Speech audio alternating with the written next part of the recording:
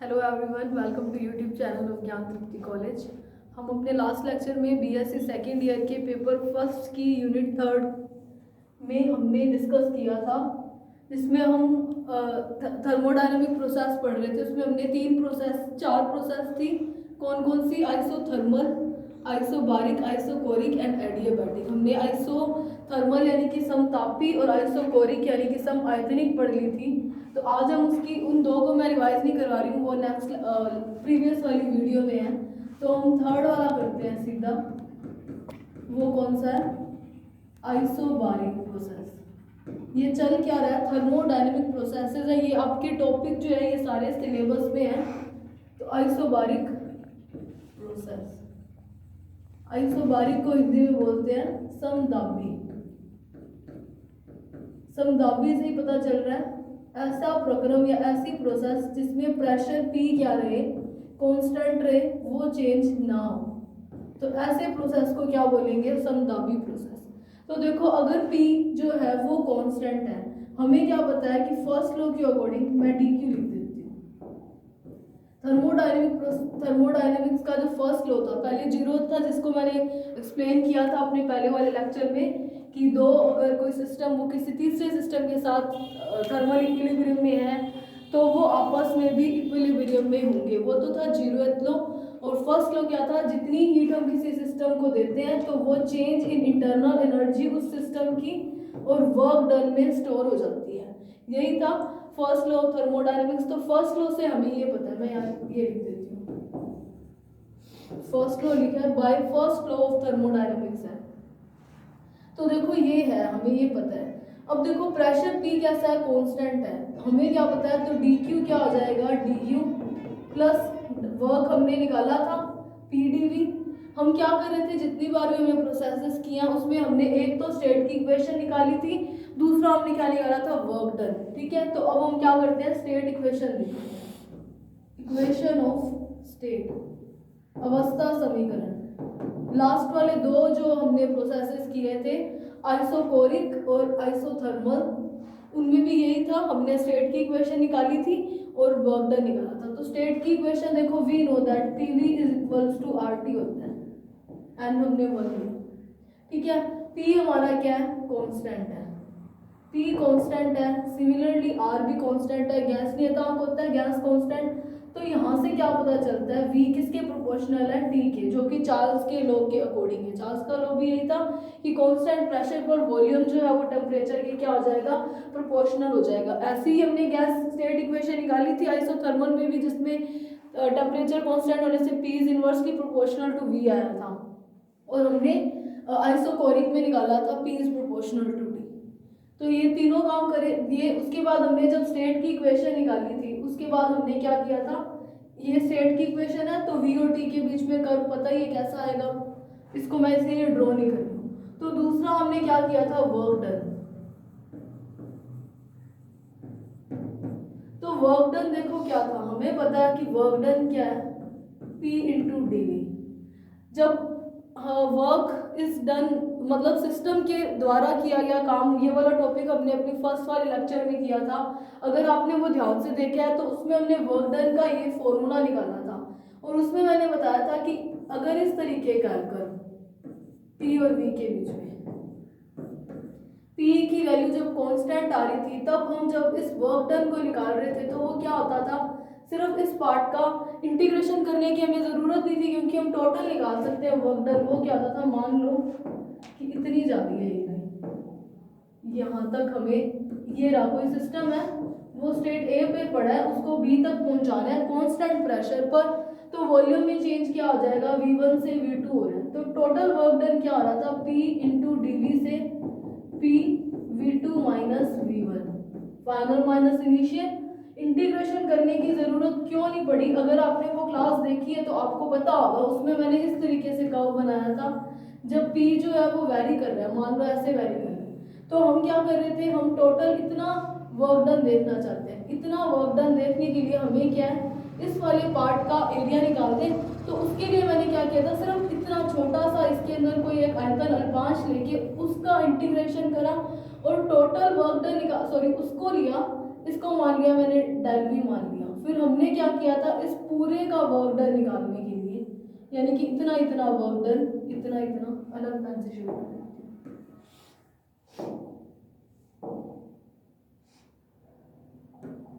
इतना इतना काम निकालने के लिए, ये जो डार्क प्लेस है, इतना इतना वर्क निकालने के लिए इस छोटे से पार्ट का जो हमने इसके अंदर ये लिया है, छोटा सा पार्ट, ये वाला पार्ट, इसका इंटीग्रेशन करके हमने टोटल वर्क निकाल लिया था। इसको डी लिख दो चाहे, यही किया था। ये कब था, जब p वैरी कर रहा था, और p जब कांस्टेंट था तब ये था हमारा। अगर आपने वो वाला लेक्चर देखा तो इतना एक्सप्लेन करने की जरूरत ही नहीं है, आपको पता ही है ये वाली चीज। तो यहाँ से मैं सीधा वर्क लिख सकती हूँ, वो क्या आएगा, p into v2 minus v1। जब आइसोबारिक प्रोसेस है, p प्रेशर कांस्टेंट है, तो वर्क डन डायरेक्ट आ रहा था, इंटीग्रेशन करने की जरूरत नहीं थी। हाँ, अगर वैरी करेगा तब हम इंटीग्रेशन करेंगे। तो अब हम करते हैं इस वाले प्रोसेस में, बस यही है, p कांस्टेंट था तो स्टेट इक्वेशन निकाली और वर्क डन निकाला। अब करते हैं एडियाबैटिक प्रोसेस, इसकी फोर्थ प्रोसेस करते हैं, जो कि क्या है, एडियाबैटिक प्रोसेस।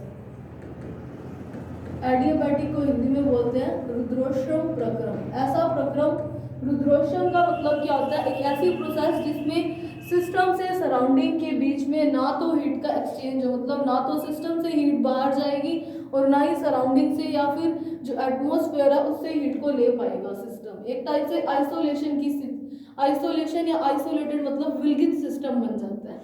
ठीक है, तो एडियाबैटिक प्रोसेस मतलब चेंज इन हीट क्या है, जीरो, डेल्टा क्यू जीरो है। तो by first law of thermodynamics,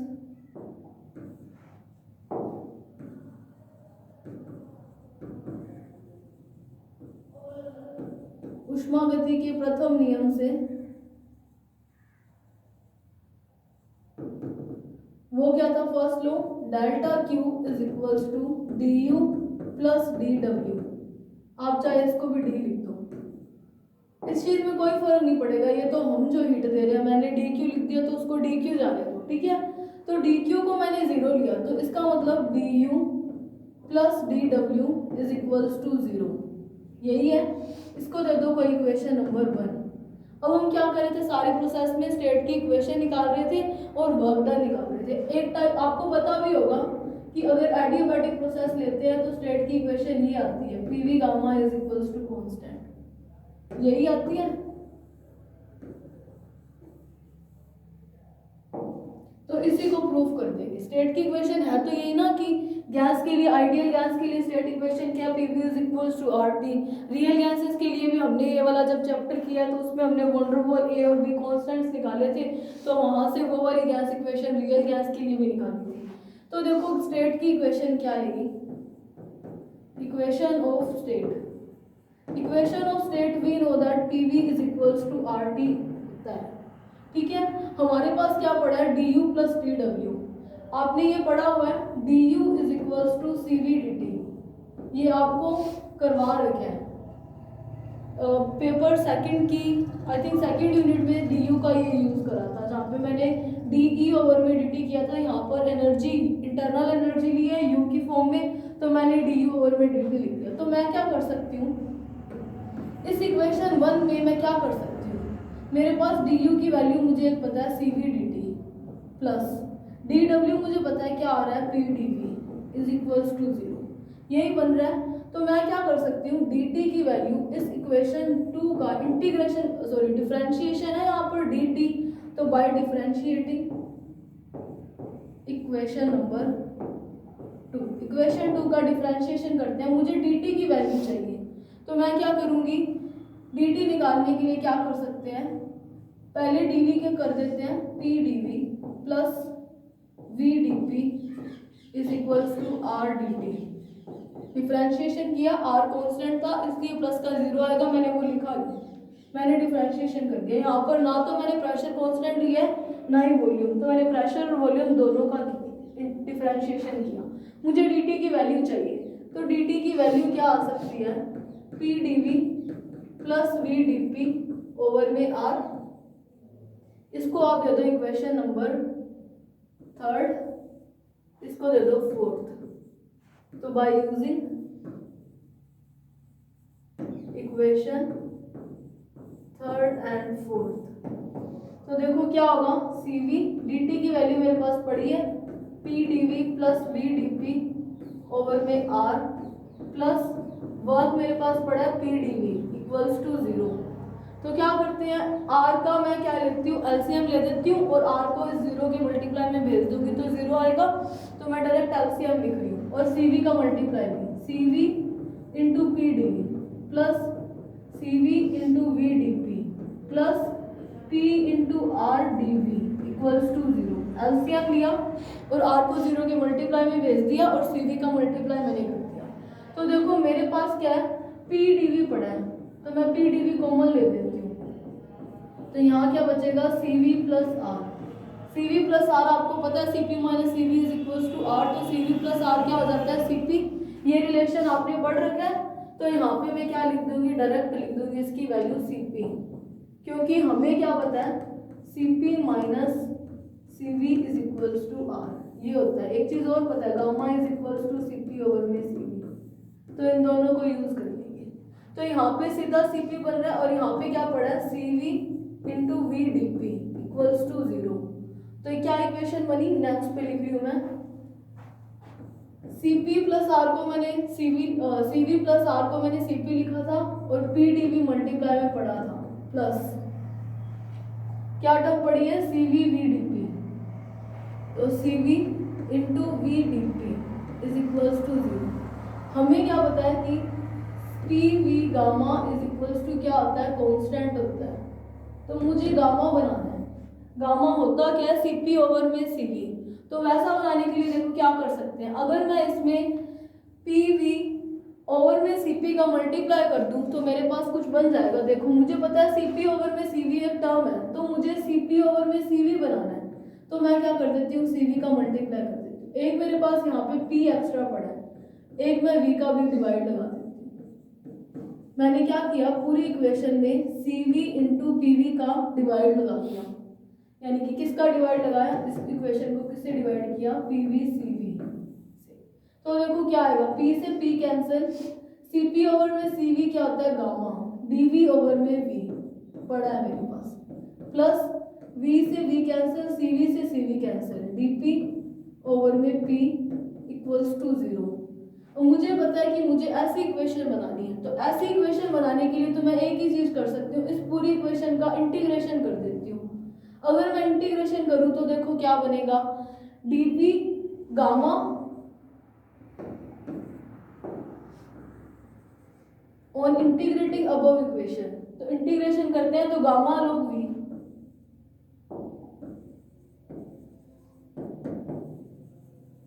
on integrating above equation. I think ये वाला जो है PV gamma is equals to 0 ये आपने अपनी पेपर सेकंड की सेकंड यूनिट में भी किया है। तो इंटीग्रेशन करते हैं तो गामा DV ओवर में V का इंटीग्रेशन क्या हो जाएगा, log V plus DP over में P का इंटीग्रेशन क्या है, log P इक्वल्स टू 0 का करेंगे, मैंने इंटीग्रेशन कांस्टेंट कोई ले दिया K आ रहा है कोई, ठीक है। तो ये इसको मैं क्या कर सकती हूँ, अगर कोई इस तरीके से आगे आता है A log B क्या होता है, log B की पावर A, तो मैं गामा की पावर में, गामा को V की पावर में भेज सकती हूँ, plus log P equals to K। एक चीज और पता है, log U plus log V क्या होता है, log U ओवर में V, यही होता है, ये प्लस हो रहा है, sorry log U into V होता है प्लस, अगर माइनस हो तो ओवर होता है। तो यहाँ पे मैं क्या लिख सकती हूँ, log PV gamma equals to K। तो मैं क्या कर देती हूँ, इस इक्वेशन का एंटी लॉग दे देती हूँ, तो PV गामा कुछ K डैश, मैंने जो यहाँ पर log को E की पावर में भेजते हैं तो मैं वो K कांस्टेंट था तो उस कांस्टेंट को मैंने K डैश लिख दिया। तो ये क्या है, स्टेट इक्वेशन एडियाबैटिक प्रोसेस के लिए, और ये आपको वैसे पता ही थी, हमने प्रूफ भी कर दी। और इसमें हम क्या कर सकते हैं, T की टर्म में ले सकते हैं, और we know that PV is equals to RT है।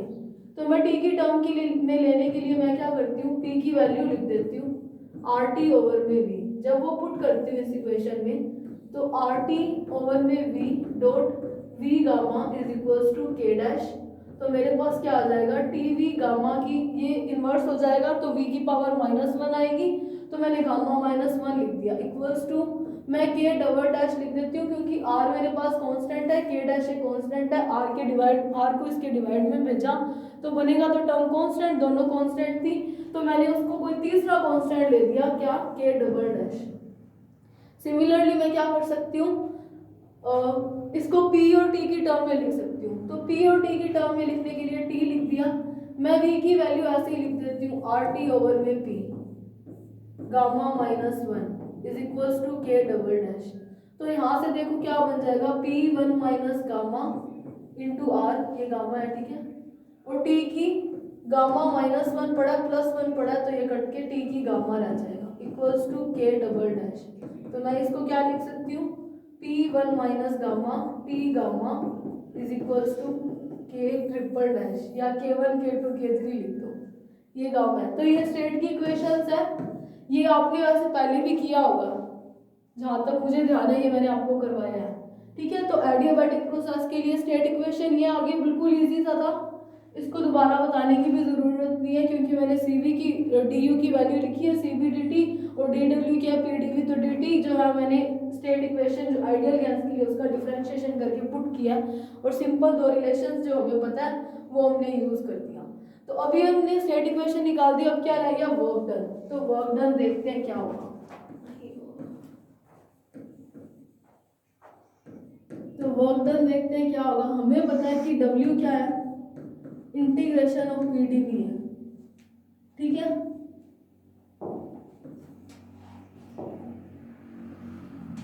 तो देखो मैं W को क्या लिख सकती हूँ, मेरे पास P की वैल्यू पड़ी है, मुझे पता है कि PV gamma is equals to, चलो यहीं लिख दो, यहीं लिख दो, we know that state equation adiabatic के लिए स्टेट इक्वेशन क्या आई है, PV गामा इक्वल्स टू, मैंने वो कांस्टेंट ही था वहाँ पे मैंने के डैश लिया था, मैंने के लिख दिया कांस्टेंट, कोई फर्क नहीं पड़ेगा, इक्वल्स टू के। तो देखो यहाँ से मैं क्या कर सकती हूँ, मुझे P की वैल्यू चाहिए, तो P क्या आ रहा है, के ओवर में V की गामा। तो मैं इस वाली इक्वेशन को यहाँ पुट करूँ तो मेरे पास W क्या आ जाएगा, के ओवर में V की गामा डॉट dV, के मैं बाहर लिख सकती हूँ, V की गामा को इन्वर्स करती है, मैं पावर को ऊपर लेगी, इंटीग्रेशन हम कहाँ से कहाँ तक करते हैं, V1 से V2 करते हैं, यही लिमिट लगा रहे हैं, फाइनल हमने मान लिया कि 2 पे जा रहे हैं तो वो लिमिट भी लगा दी। तो W क्या हो गया, के, जब मैं इसका इंटीग्रेशन करती हूँ तो मैं इस पावर को सॉल्व करूंगी तो माइनस गामा प्लस 1 आएगा। ये मुझे बताने की जरूरत नहीं है क्योंकि आपने मैथ्स के स्टूडेंट हो तो इतना सिंपल इंटीग्रेशन तो आपको आता है। लिमिट अप्लाई कर देते हैं ठीक है। तो लिमिट अप्लाई करेंगे तो देखो क्या बनेगा, W क्या हो जाएगा, K ओवर में माइनस गामा प्लस 1। मैं क्या करती हूँ, चलो पहले यही करती हूँ, माइनस गामा प्लस 1 माइनस का V1 माइनस का गामा प्लस का 1, मैं इसको गामा माइनस 1 लिख देती हूँ। मैं अब क्या करती हूँ, नेगेटिव साइन कॉमन लेती हूँ तो देखो क्या आएगा, यहाँ पे भी मैं माइनस का साइन कॉमन ले रही हूँ, एक मैंने इधर माइनस का साइन कॉमन ले लिया, V1 1 माइनस गामा लिख रही हूँ मैं, माइनस V2 1 माइनस गामा, मैंने माइनस साइन कॉमन लिया है, ये 1 है तो इस नेगेटिव से ये नेगेटिव साइन कट जाएगा, तो मैं इन दोनों साइंस को दिखा नहीं रही हूँ, मैंने डायरेक्ट लिख दिया कि मैंने नेगेटिव साइन कॉमन लेके इस तरीके का कर दिया।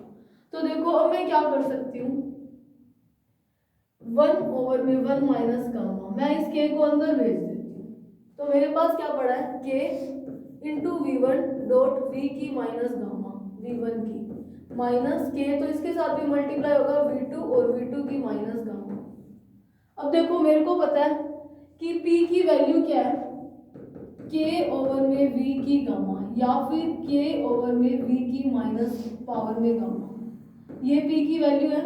तो इसका मतलब क्या है, अगर मैं इस वाली को यहाँ पे यूज करूँ या स्टेट इक्वेशन सीधा लगाऊं तो मेरे पास इस वाली टर्म की वैल्यू पड़ी है P1 1 है, इसीलिए मैंने P1 लिख दिया, P1 इंटू V1 माइनस ये 2 था तो मैंने 2 लिख दिया, P2 इंटू V2 यही है।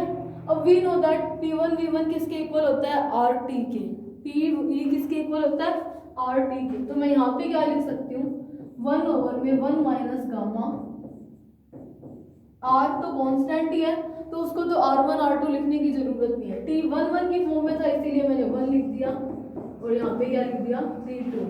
तो यहाँ से मेरे पास गामा की वैल्यू क्या आ जाएगी, मैं इधर लिख रही हूँ, सॉरी वर्क डन की। तो वर्क डन w क्या आ जाएगा, r/1 minus gamma t1 minus t2। तो ये क्या है, एडियोबैटिक प्रोसेस के लिए वर्क डन। ये वाला जो वर्क डन है ये आपके पास डायरेक्ट क्वेश्चन आ सकता है कि prove that w is equals to this. तो 2 मार्क्स में या फिर हो सकता है 5 मार्क्स में भी आ जाए, एडियोबैटिक प्रोसेस को समझाओ, एक्सप्लेन करो। 2 मार्क्स के चांसेस ज़्यादा है क्योंकि 5 मार्क्स के लिए इस यूनिट में और भी बड़े टॉपिक पड़े हैं। ठीक है, तो ये था इसका वर्क डन, सिंपल इंटीग्रेशन करा है मैंने। तो ये वाला वर्क डन जो है आगे कार्नोट साइकिल वगैरह में भी हमें ये वाला वर्क डन चाहो तो डायरेक्ट यूज कर दो, लेकिन कार्नोट साइकिल बड़े मतलब ज़्यादा मार्क्स का क्वेश्चन आता है तो उसमें आपको एडियोबैटिक प्रोसेस दिखानी पड़ेगी। तो अब इसमें 2 टर्म्स आती हैं, एक तो आता है व्युत्क्रमणीय प्रक्रम, रिवर्सिबल प्रोसेस, और दूसरा क्या आता है, इररिवर्सिबल।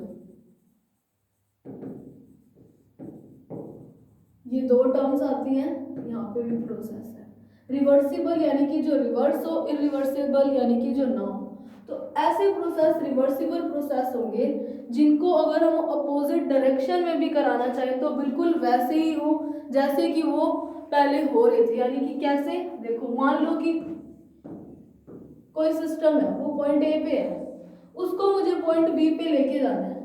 तो मैं क्या करती हूँ, इसके ऊपर मान लो मैंने वर्क करा, इस कोई सिस्टम माना मैंने ये, इस सिस्टम के ऊपर मैंने W काम करा, तो W काम करने से वो सिस्टम B पोजीशन पर पहुंच गया। ठीक है, अब जैसे ही वो यहाँ पर पहुंचता है कुछ ना कुछ लॉस ऑफ हीट होता है, एनर्जी लॉस हो रही है। तो मैंने लिख दिया कि Q जो है B तक पहुंचने पे Q हीट लॉस हो गई। आप ऐसे मान सकते हो कि ये कोई सिस्टम है A, उसके अंदर क्या है, आइडियल गैस भरी हुई है, मान लो ये इसके ऊपर पिस्टन लगा हुआ है। ठीक है, इस पिस्टन के ऊपर मैंने फोर्स लगाया तो सिस्टम जो है वो इस ए पोजीशन पे यहाँ पर पहुंच गया, बी पोजीशन पे। तो जैसे ही बी पोजीशन पे पहुंचता है तो कुछ ना कुछ एनर्जी का लॉस होता है, या आप ऐसे मान सकते हो कि इसके ऊपर की ओर फोर्स लगाया गैस ने, तो पिस्टन जो है वो ऊपर की ओर हो गया, गैस का एक्सपेंड हो गया, तो कुछ भी मान लो, और एनर्जी का लॉस हो गया। ठीक है, कोई भी चीज ले लो। तो ऐसा प्रोसेस ये पहले किस चीज में हो रहा है, पहले वाली इसकी इनिशियल डायरेक्शन क्या, ए के ऊपर W वर्क करने पे वो बी में जा रहा है और Q हीट रिलीज हो रही है। तो अब मुझे अगर इसको रिवर्सिबल प्रोसेस बनाना है तो इसका अपोजिट काम करना पड़ेगा। मतलब क्या करूं, मैं इस बी को Q हीट दूं, तो जैसे ही जो हीट रिलीज हुई थी वो मैं अगर इस बी पे सिस्टम को दूं तो वो क्या उतना ही वर्क डन हमें आउटपुट में देके पोजीशन ए पे पहुंच जाए।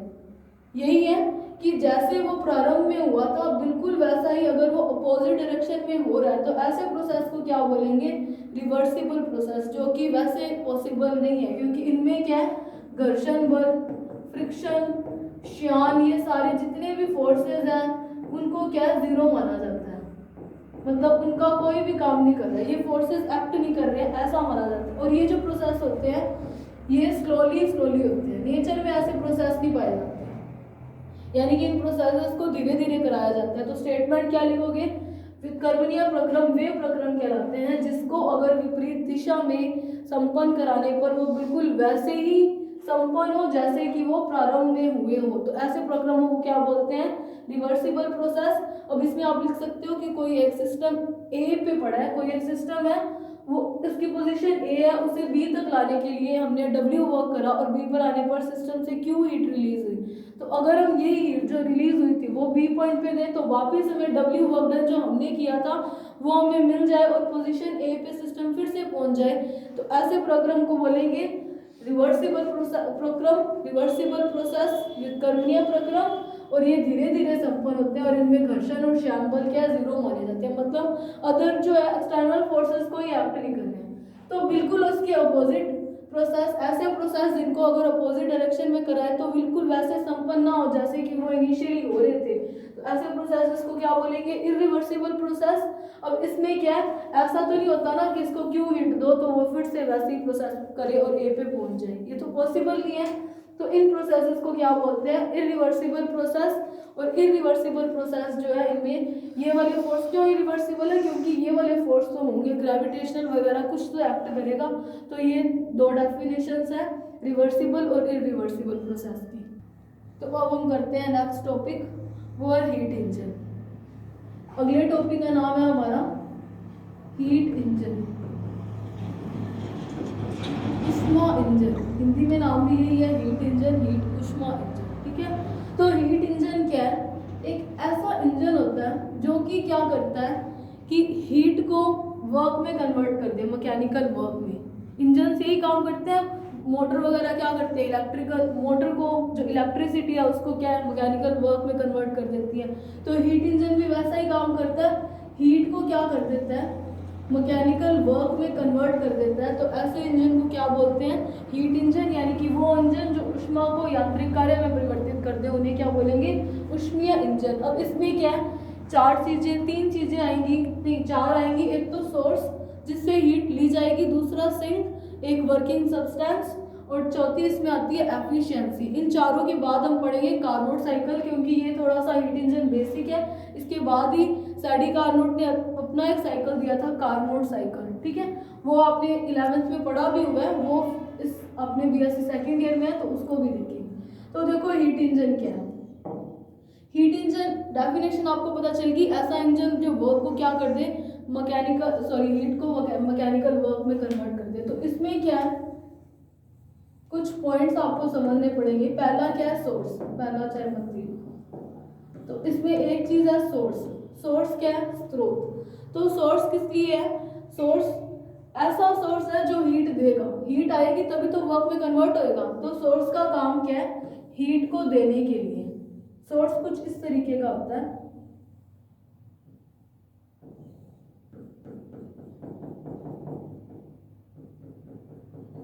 ये जो मैंने शो करा है, ये फर्स्ट क्लास में मैंने ऐसी कुछ वॉल्स बनाई थी जिसको मैंने बोला था कुचालक दीवारें, इंसुलेटिंग वॉल्स। और ये जो है ये चालक वॉल्स, ये चालक को शो करती है, यानी कि यहाँ वाला पार्ट जो है वो कंडक्टिंग है। ठीक है, तो सोर्स क्या होता है, इसका टेम्परेचर जो है T1 केल्विन लिया जाता है। ठीक है, सोर्स से पता चल रहा है कि ये क्या स्रोत है, जो कि सोर्स क्या करता है, आयरन सोर्स है तो वो आयरन बीम देगा। वैसे ही ये सोर्स हमें हीट इंजन में चाहिए तो ये क्या करेगा, हीट प्रोवाइड कराएगा। तो सोर्स क्या है, एक ऐसा हीट रेजरवायर है। रेजरवायर का मतलब होता है भंडार, यानी कि एक ऐसा ऊष्मा का भंडार है जिसकी कैपेसिटी क्या इन्फिनिटी है। मतलब इन्फिनिटी उसके पास हीट पड़ी है, काफी ज्यादा अमाउंट में हीट पड़ी है इस सोर्स के पास। और इसका टेम्परेचर क्या T1। इसकी ये क्वालिटी होती है कि ये कितनी भी हीट जो है वो जिसको हमें देनी है, वर्किंग सब्सटेंस को देंगे, किसी सिस्टम को देंगे, तो सिस्टम को या वर्किंग सब्सटेंस को ये कितनी भी हीट दे दे, इसके टेम्परेचर में कोई चेंज नहीं आता। ये सोर्स की प्रॉपर्टी है। क्या प्रॉपर्टी है कि ये हीट रेजरवायर की तरह बिहेव करता है। हीट रेजरवायर मतलब ऊष्मा का एक भंडार है जिसका टेम्परेचर है T1 केल्विन, और इसको कितनी भी ये हीट दे दे सिस्टम को या वर्किंग सब्सटेंस को, इसका टेम्परेचर क्या है, सेम रहता है। अब ये चालक बनाने का रीजन क्या था कि जो सिस्टम है या जो भी सिलेंडर है जिसके अंदर आइडियल गैस भरी हुई है, उसको इस वाले सोर्स के ऊपर रखेंगे तो यहाँ से क्या है, हीट जो है वो सोर्स को दे पाए। यहाँ पे जो भी हमने मान लो सिलेंडर रखा है या जो भी वर्किंग सब्सटेंस रखा है जिसमें गैस भरी हुई है वो उसको हीट दे, इसीलिए ये आइसोलेटेड, इसीलिए ये वाली जो वॉल है ये कंडक्टिंग रखी जाती है, चालक रखी जाती है, ताकि यहाँ से हीट का एक्सचेंज हो जाए। लेकिन ये वॉल्स जो है वो नहीं रखी जाती कंडक्टिंग, ताकि यहाँ से हीट ना जाए। ठीक है, तो ये था सोर्स जिसकी कैपेसिटी क्या है, इन्फिनिटी है, कितनी मर्जी ये हीट दे सकते हैं। अब दूसरी इसमें चीज आती है वर्किंग सब्सटेंस।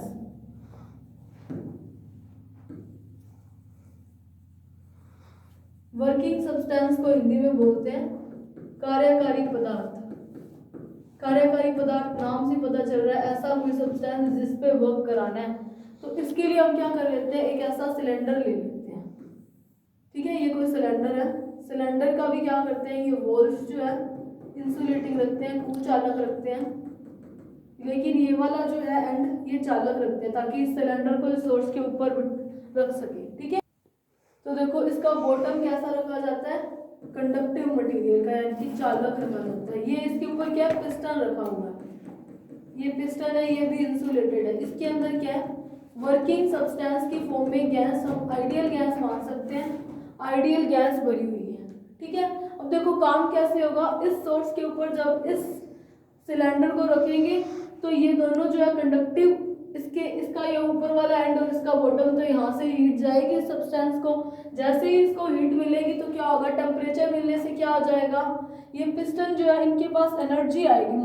तो देखो यहाँ से क्या होगा, इस वर्किंग सब्सटेंस को या जो आइडियल गैस भरी हुई है इसको एनर्जी मिलेगी, तो एनर्जी मिलेगी तो पिस्टन क्या हो जाएगा, ऊपर की ओर मूव करेगा।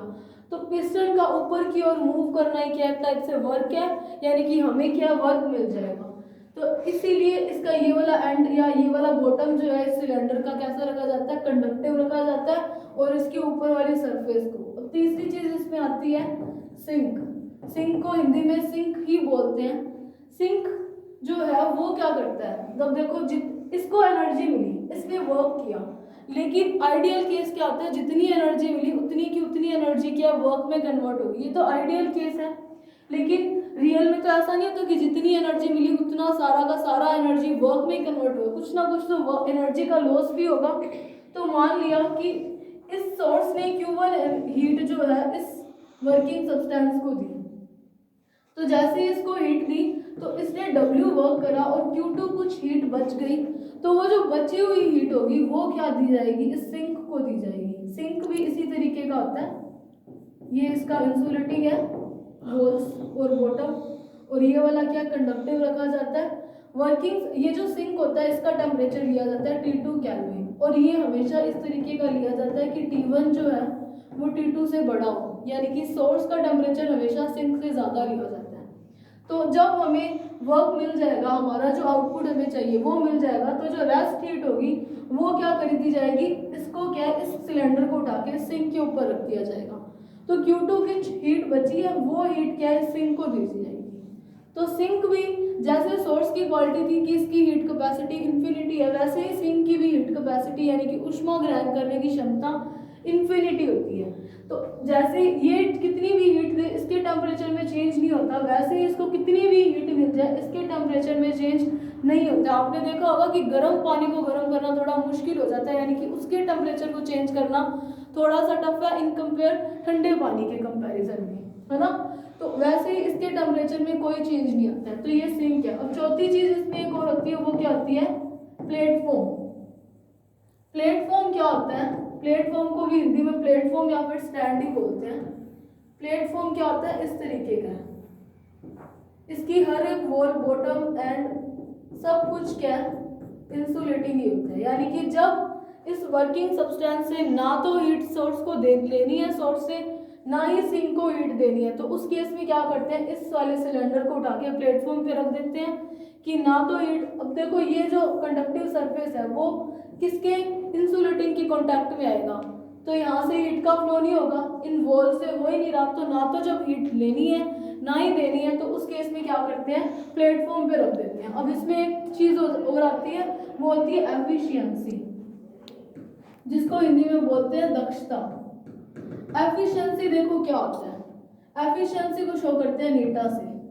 तो देखो ये क्या होता है, हमने क्या किया, सिस्टम को हीट दी, मान ली Q हीट दी है, तो हीट देने से क्या हुआ, W वर्क हुआ, तो इन दोनों का रेशियो ही क्या कहलाता है, एफिशिएंसी। अब आप इसको नॉर्मली समझ सकते हो कि जितनी हमने हीट दी वो उतना की पूरी हीट अगर वर्क में कन्वर्ट हो जाती है, तो वो साइकिल या वो जो इंजन होगा वो एक बहुत ही अच्छा इंजन होगा, बेस्ट इंजन होगा, क्योंकि उसकी एफिशिएंसी क्या है, 100% है।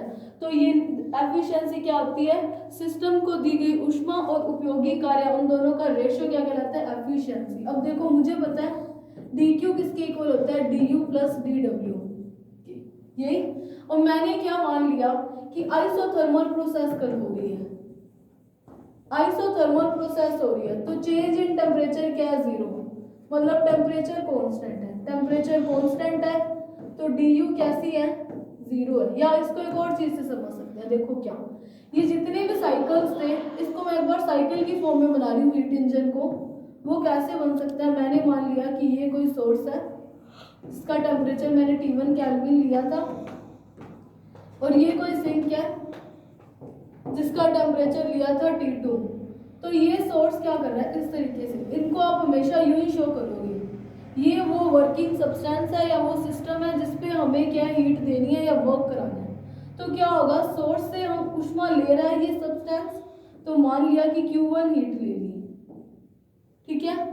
फिर ये सिस्टम क्या कर रहा था, इसको जैसे ही हीट मिली, एनर्जी मिली, तो ये वर्क कर रहा है, तो मान लिया इसने W वर्क कर दिया। ये डायग्राम आप ध्यान रखना, ऐसे ही अपने बनाएंगे। अब पूरी की पूरी एनर्जी तो इसमें कन्वर्ट नहीं हुई है ना वर्क में, तो कुछ एनर्जी बचेगी। मान लिया Q2 एनर्जी है, वो Q2 एनर्जी सिंक को ही दे रहा था, तो वो सिंक को दे दी। ये प्रोसेस क्या है, ये बार बार कराई जाती है। अब देखो जितनी एनर्जी ली थी वर्क कन्वर्ट किया, और बची हुई एनर्जी क्या है, सिंक को दे दी। तो ये क्या है, एक साइकिल की तरह बिहेव करने लग गया। कैसे, इसने एनर्जी ली, वर्क किया, जो बची हुई एनर्जी थी वो दे दी, मतलब ये वापस किस में आ गया, अपनी जो सिस्टम था वो अपनी इनिशियल पोजीशन पे आ गया।